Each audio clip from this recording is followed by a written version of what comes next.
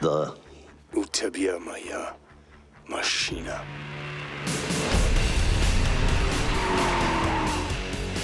At the end of the first movie, we see John leave. He's gotten a little bit of his vengeance back. He walks away with his new dog, but he still doesn't have his car. Everyone was like, where does this story start? And basically it was, well, let's get his car back. We brought back John's Mustang. We've kind of held to the Wickian motif of using the car as a weapon. We had 5 or 6 Mustangs. Some had different roles. We had some that were hero cars that were, better for the interior, some that were better for the exterior, some that were better drivers. One of the Mustangs was a pod car. Robert Nagel drove it. It's a car that's got a driving pod on top of it, and he drives it. It allows Keanu to focus on acting. We added some motorcycles into it, which I think will be fun. Getting hit by that just never sounds fun. We hit some people with cars, and then we hit a lot of dummies with cars. So you see it happen really, and then subliminally we're feathering in these giant hits that no one could actually survive. That car is going to drive this way and pull the motorcycle there, and there's going to be a collision right there. There's no real safe spot in this area, so if you don't need to be here, don't be here. We closed down Times Square at night, the heart of New York City. I've never done that before. Our first car action sequence is like 2 or 3 minutes straight without any breathing. We T-bone a motorcycle in the heart of Times Square, which is just really, really amazing, and most movies don't get to do. The stunt guys really were incredible. I was nervous how many cars we needed, but they nailed it on the first take. Wick just is becoming a better and better driver on each movie. That was good, man. The car stuff came back pretty quick.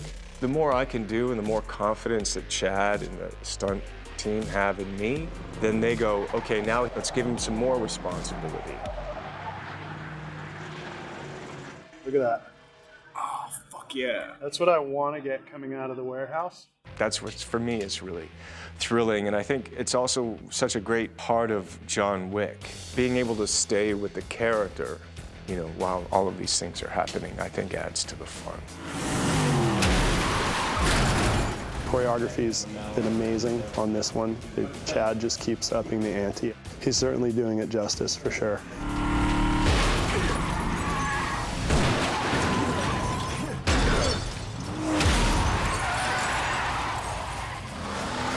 Kung Fu or Gung Fu or Car Fu, they all help define the world. We had to bring back Jeremy Fry for John Wick 2. He did such a great job driving in the first one, and in my opinion is the best stunt driver in the business.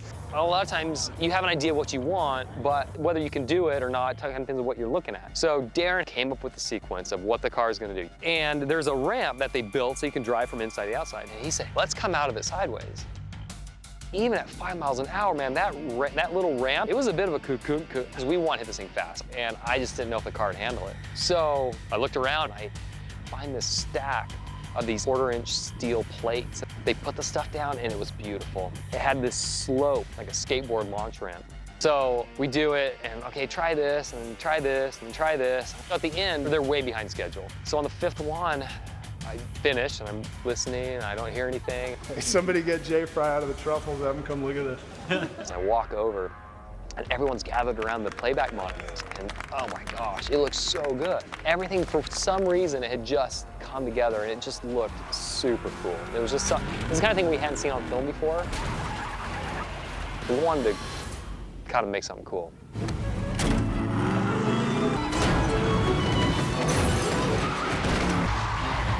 Chad's a nice guy. When he goes to get his car, he's not interested in just killing everybody. He just wants to get his car. He's pretty much all around killing machine. Whatever he has his hands on, he's going to kill you with.